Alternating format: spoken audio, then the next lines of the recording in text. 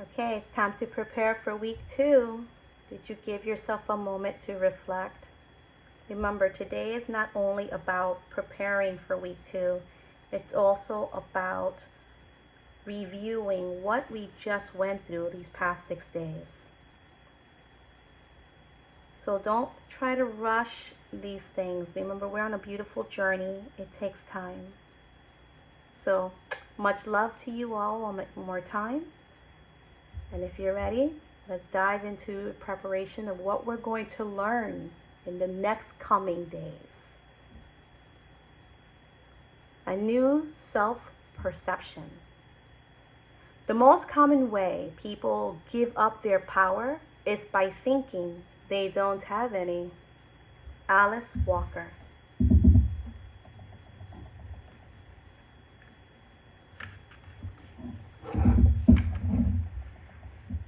Sometimes the phrase self-love gets a bad rap. Many folks balk at the concept because they may perceive it as too new age or narcissistic. But for the sake of your happiness, let's forget about semantics and open up to the idea of self-love. It's the key ingredient for internal power, and it's essential for your mindfulness mindset. In the book it says miracle mindset. We can remember, do you remember the definition she used for miracle? We can reflect on that one more time. Let's go back to day 6. Her definition of miracle was a shift in perception from fear to love. So if you like that definition and you can be okay with the word miracle, we will continue. If not, I'll always change it to mindfulness. I'll start again with the book. I describe self-love as the place we come to when we let go of everything else. In a recent interview, I was asked, "Do you love who you've become?" My response was, "I don't believe I've become anyone. I've just released all that was blocking me from who I really am." When we release our ego's false perception of who we are or who we need to be, we can surrender to the truth, which is that we are love. That love that I speak of is an intuitive voice reminding us we're great and worthy, leading us in the right direction and helping us to let go of resentment and return to peace. This inner presence has been stifled, but through the practice of self-forgiveness and acceptance, we can reawaken this peaceful self-love state. By following the guided suggestions this week, you'll see your self-hatred and doubt begin to release. You'll reawaken a new relationship with your inner state of love, the most important relationship in your life. Now, she says you will awaken, and I said you will reawaken. We were born knowing to love. And as we developed in the first chakra, when we came into this life, we were looking for our tribe, ready to receive. We were in the receiving mode. And as we grew and developed into our tribe, into our caregiving spaces, we've learned techniques, we've learned strategies, how to respond to whatever stimuli was provided to us. So when we return back to our natural, our settings, our inner core, individual, the inner self, the highest self, the capital S self of us, the self that was implanted into the human experience. We develop that relationship and reawaken into that state of love because we are love. We were made of love, to love, and be loved. When you reestablish a loving relationship with yourself, you begin to realize how self-love is no different from the love you show others. A Course in Miracles teaches us that when, I shook the camera. A Course in Miracles teaches us that when we attack ourselves, we attack the world. Because if we remember, we are part of the universe. So when we shake up our universe, when we shake up our world, we're doing it again. It's that cycle all over again. And when we love ourselves, we love the world. If we don't know how to love ourselves, how can we love externally? We have to love within and out. A self-inflicted attack has a direct effect on the energy around you. Therefore, if you consistently attack yourself, you are consistently attacking the world. Sounds serious, right? It is. Self-attack leads to a low-level energy. That energy spreads like a virus. The more people who function from a place of fear and low-level energy, the more violence, war, and hate there is. If we want to have a positive impact, we must become spiritual activists committed to changing the world one loving thought at a time. The word spiritual can target someone where we're working with the subtleties of the body. You're working with the inner being that lives within the fleshy being that you have. So think about this body, this fingers, these toes, this material stuff, your physical body, covering something even more precious, which makes you, you. A lack of self-love can lead you down many dark paths. You can feel incomplete and therefore feel the need to complete others, so you can feel worthy and good enough. Lack of self-love can also have the opposite effect. You can feel so angry with yourself that you isolate and deny the world your beautiful gifts. For instance, in the case of my dear friend Christine Arlo, her lack of self-love led her to a deep bottom that later became the catalyst of her greatest change.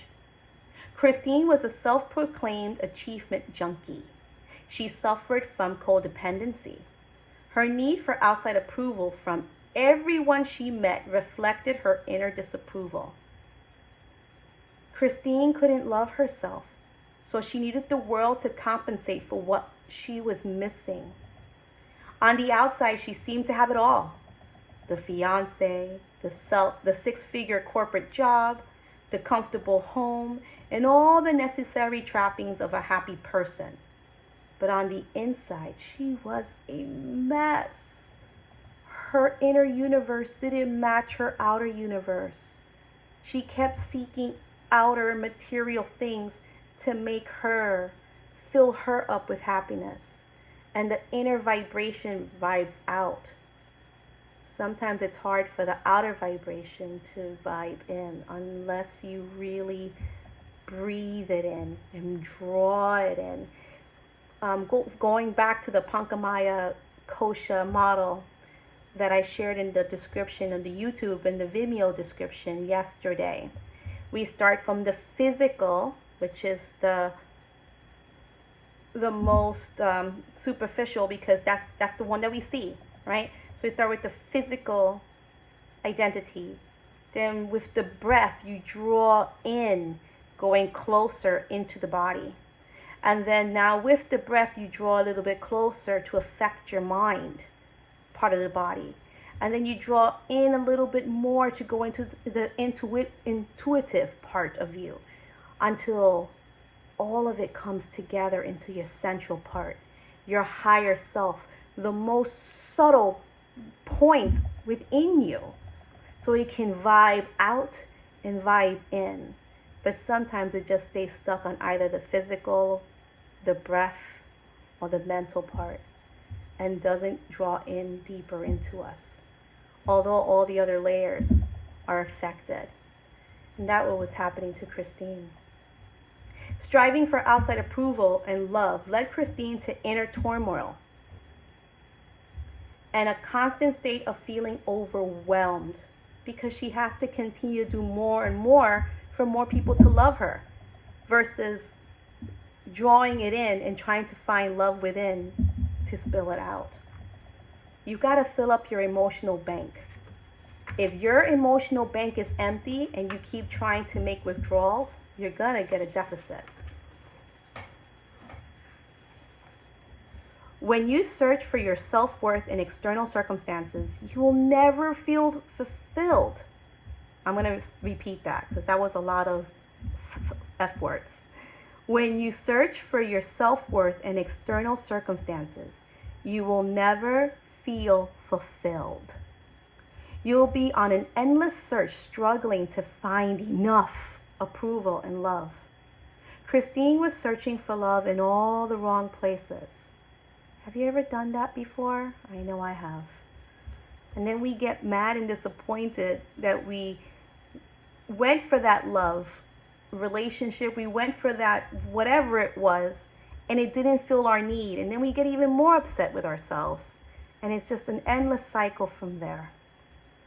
Then one day in 2001, Christine got a wake-up call that would change her life. As she drove to her engagement party, her fiancé called to announce that he didn't love her or want to marry her anymore. And he was calling off the wedding. As you can imagine, the proclamation rocked Christine to her core. Her immediate response was to isolate and go into a serious state of self-hatred, berating herself with negative thoughts like, "This is your fault. You'll never have a healthy relationship." To make matters worse, her ego took over and placed blame on her fiancé. The Course teaches us that one of the ego's greatest tricks is to project our fear onto others to avoid having to deal with the discomfort. This false defense mechanism only hurts us more. It's a defense mechanism. Remember what I said? Fear is a protector. So if you are scared of what she just said here, I'm never going to have a healthy relationship. Maybe the relationship wasn't healthy and there was red flags that you didn't notice before. Even my dog agrees. She's in the background. So maybe this is the opportunity to see that red flag and we just didn't notice it before. So we get to take a pause. This rocked her world to the point that it could have given her a pause. And instead it gave her an anchor. She took the anchor. Because there's a defense mechanism. We want to be loved. We don't want to admit that we're not lovable creatures. We were made to be loved. We were made out of love, to be loved, to demonstrate love, to show love, to receive love. This rocked her world to the point that it hit her Anandamaya kosha. Go back to the pancamaya kosha model. The picture is in description of yesterday's description of day 6. Gives it a little bit more of a visual. But let's continue with Christine's story. Once the initial shock wore off, Christine had 2 choices. She can turn the situation into another reason to hate herself, or she can see it as her opportunity to change. And that's what most people, we forget, myself included. Whenever a shock to our system occurs, we have a choice. We can accept it and take it from there, move on, or we can accept it and drown, stay in the misery, stay in the hole. Allow fear to drive us wherever it wishes to drive us to. Instead of, okay, what lesson, what conversation should we have? Giving myself a pause, allowing the breath to come deeper so I can go into the subtle parts of myself and listen. Let's see what she chose. She chose change. Christine surrendered to the pain of rejection and allowed herself to be broken open. Instead of choosing to stay resentful forever, she chose to let go and invite miracles to occur. We all face this decision at some point in our lives. oftentimes hitting bottom gives us the opportunity to recognize that there has to be a better way, because we have no choice but to look up. I mean, we can't keep going down, right? There's got to be a different look that we can have. Hitting bottom was the greatest gift she received. Her bottom became a turning point and a time for her to take all the necessary steps to turn inward and establish her own practice of love. And she did just that. Almost dropping the book. One day at a time, Christine rebuilt her inner state of self-love through affirmations, prayer, self-kindness, meditation, and a serious forgiveness practice. Something we're doing today, something we're continuing to do in these next couple of weeks. In short, she took focus and on positive action. She reignited her relationship to herself.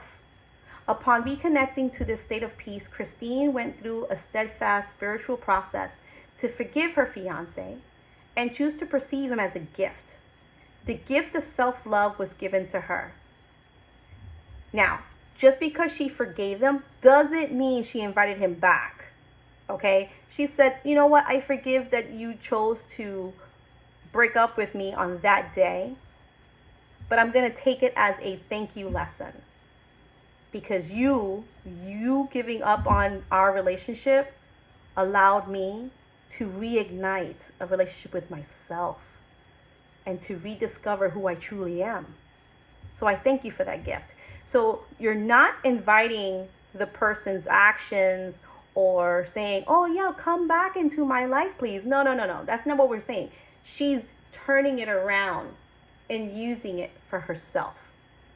So the forgiveness is whatever scissors, whatever release that you just allowed yourself to give yourself from the situation to move on, to move forward in your journey in life.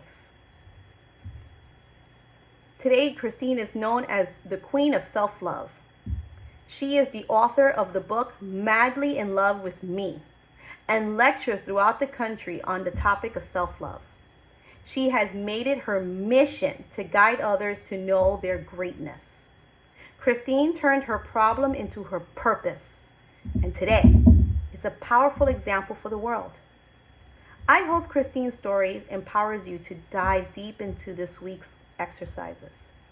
Maybe you've been struggling with codependency or self-hatred.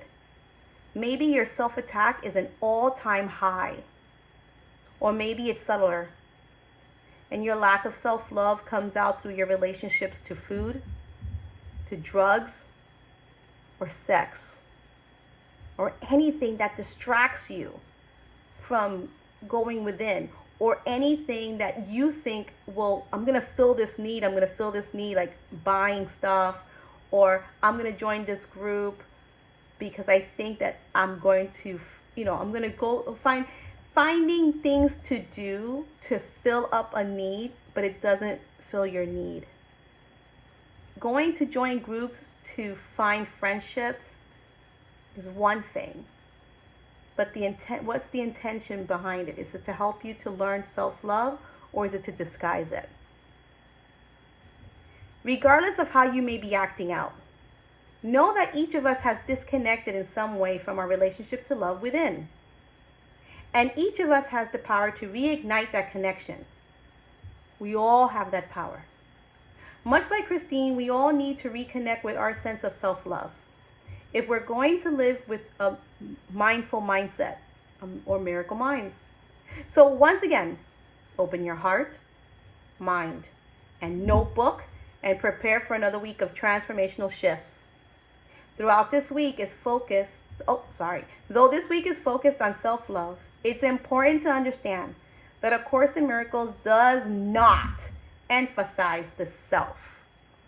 So the book that she's using, her reference, doesn't work on the self, or in the yoga therapy world, the capital S self. The Course perceives all self-perception as a separation from our truthful state of oneness. When we place too much emphasis on ourself, good or bad, the ego is convincing us we're special, either more special than others or less special. The goal is to let go of ego self-perception over time and eventually remember that we are equal to others. Okay. We're part of a universe, okay? Each star in the universe is equally important as the other, but they all shine differently. They all know I'm a star, but they all shine along the planets, the comets, and everything else that in the meteors that are in the universe. They all have a place. We all have a place. We all may be one. Just like in yoga, it says we are all one. We are coming from one. We are all one. We're just expressing ourselves in different colors. I like to think of us as a box of crayons. Each crayon is a crayon. Okay? Each has a role in designing beautiful masterpieces. Not every color is red. Not every color is brown. But brown is brown, and brown is a beautiful color. Red is red, and red is a beautiful color. Black is black, black is a beautiful color. Each has a role of being a color. So they are individual in that moment, but as colors, they bring up a beautiful symphony of different things and uniqueness. So think of yourself as the star amongst the stars, as a crayon. You do matter. But black doesn't overrun red. One star doesn't overrun the planet. They all matter in the state of the universe. A box of crayons all matter. I hope that simplifies what we're trying to do. This is deep, deep stuff that I'm trying to make simpler. So it can take a while. All right, let's continue with the book, okay? The ego works hard to keep us stuck in self-attack, even when it seems like we're attacking others. When we're hooked into the ego's perception of self, we often compare ourselves to others. Comparing leads to self-inflicted judgment and attack.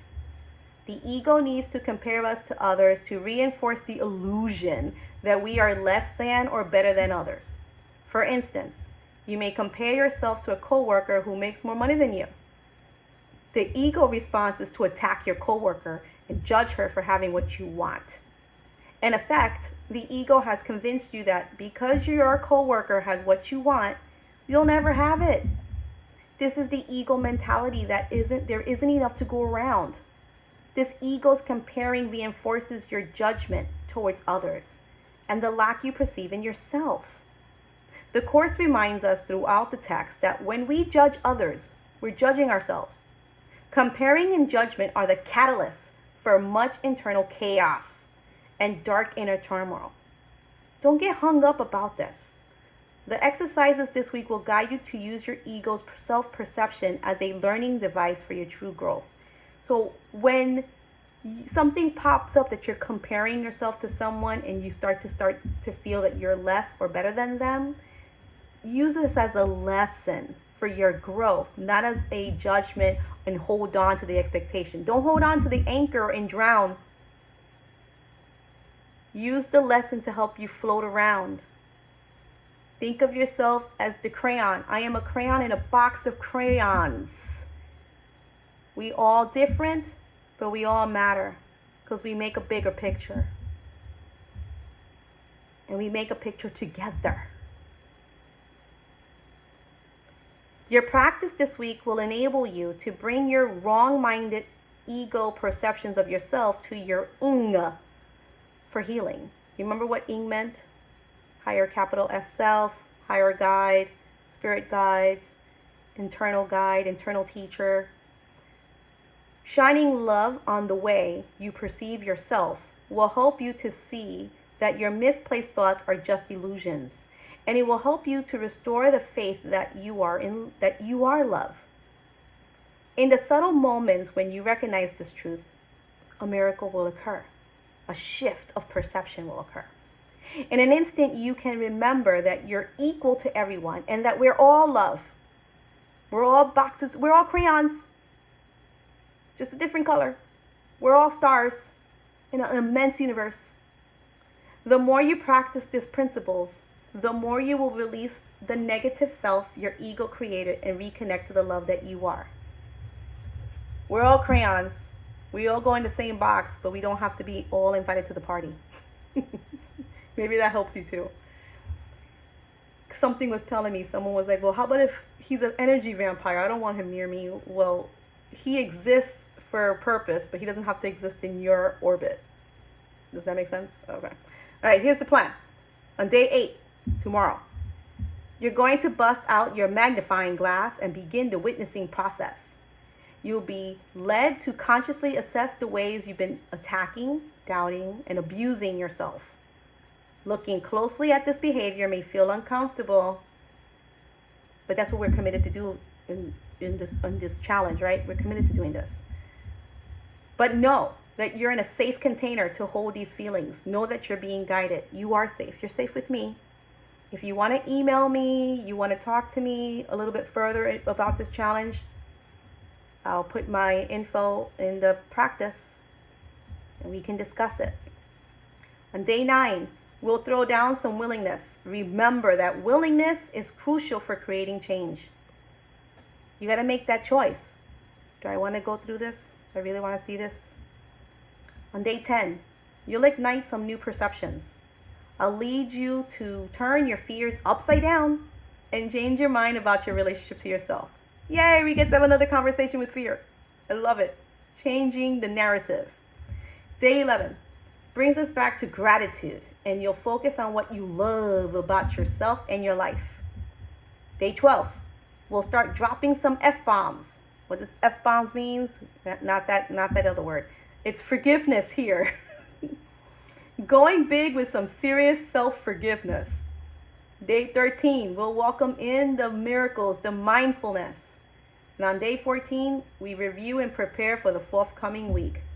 Well, don't forget we have to reflect. So reflecting is a big thing. I hope you did the reflection. I really do hope so. Okay, you're starting to see the pattern, right? Soon this practice will become second nature. That's how it can be lifelong way. This is a journey, remember? And in yoga therapy, it's cyclical. You start a routine, tapas. You introduce a new thing. You make it into your routine, which is your dinacharya. And as you slowly start getting into the groove of I introduce something new, I put it into my routine, it becomes something you do. And then you start to grow and learn out of it. And then you introduce something else. And it continues on and continues on. And then there goes the svadhyaya. The svadhyaya is that extra gooey, the juicy learning that we get, that higher elevation of, holy cow. You know, back in the day, I would have never just drank water. I would have drank some soda and stuff in it. But man, I can't see myself drinking soda anymore. That's what svadhyaya is. It's that higher understanding. And that's where we're going. Before you jump into your self-love practice, I don't know, that's my favorite. I love that type of thing. Make sure to be extra kind to yourself this week. Prepare tonight by cleaning your room. Maybe map up some healthy meals for the next couple of days. Make sure to drink lots of water. If you stay hydrated, it hydrates your cells, so that way the consciousness can go deeper and deeper of the practice that we are doing. I know I mentioned it in the previous days. I will mention it into the resources of this video again. Water has consciousness. You, my friend, are 70% made of water. So inside your body, there's lots of consciousness happening around. And it hears you. It hears your voice. And if it's dehydrated, you're drying up and you're getting the message stuck in different places. So hydrate and fuel. Spread it out. Keep it flowing with breath and water. stay hydrated, healthy, and well rested throughout the week. We're going deep this week, and we'll be dredging up some old stuff that's been hiding out for decades. Your self-care will greatly support you as you open up to deal with and heal old wounds. So that's what we're preparing for the next week. So day 8's tomorrow. Are you ready?